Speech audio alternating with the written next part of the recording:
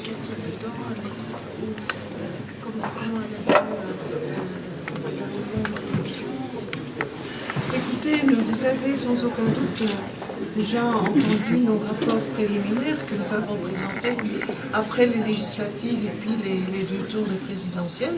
Maintenant, nous avons rédigé le rapport final sur l'ensemble du processus électoral qui est basé exclusivement sur nos observations factuelles et qui, en gros, est un rapport extrêmement positif parce que le processus a été, à quasiment tous les points de vue, absolument remarquable et que le peuple tunisien s'est conduit avec une maturité digne d'admiration, ce que nous soulignons.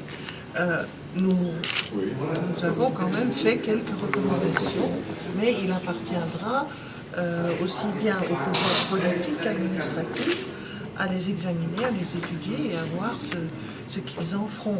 Ce ne sont pas des recommandations concernant des points absolument vitaux du processus, mais qui concernent les observations que nous avons faites, par exemple, que les contraintes budgétaires sont quand même extrêmement sévères, sévères au point de rendre presque, je ne dirais pas impossible, mais très difficile, un véritable travail démocratique pendant la campagne électorale. C'est une chose à laquelle il faudra réfléchir. Il y a aussi quelques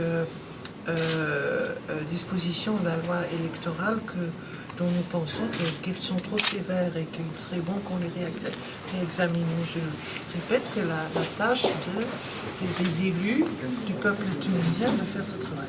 D'accord. Et concernant par exemple l'accès au bureau et d'y accéder? En ce qui concerne l'accès au bureau de vote en Tunisie même, nous n'avons pas de remarques à faire.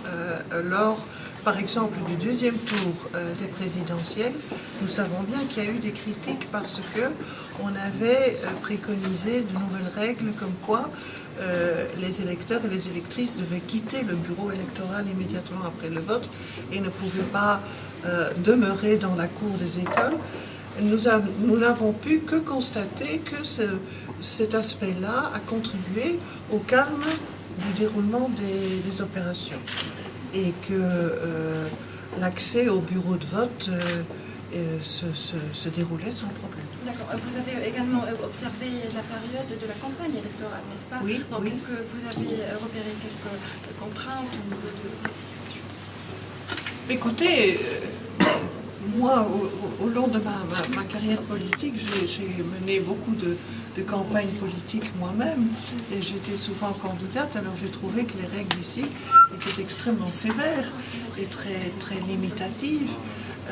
Et là encore une fois, il faudra voir si il faut les maintenir ou si on peut assouplir et dans quelle mesure. Mais j'ai trouvé que,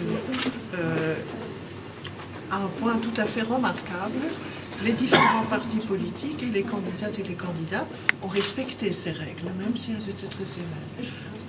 Une dernière question jusqu'à quel point l'ISI a participé au succès de la transition? L'ISI et les IRI ont été absolument fondamentales dans le bon déroulement des opérations, en grande partie par le sérieux qui a animé toutes celles et tous ceux qui travaillaient dans ces instances, et aussi grâce à leur volonté d'analyser le déroulement des opérations, de tirer les leçons et d'apporter des améliorations.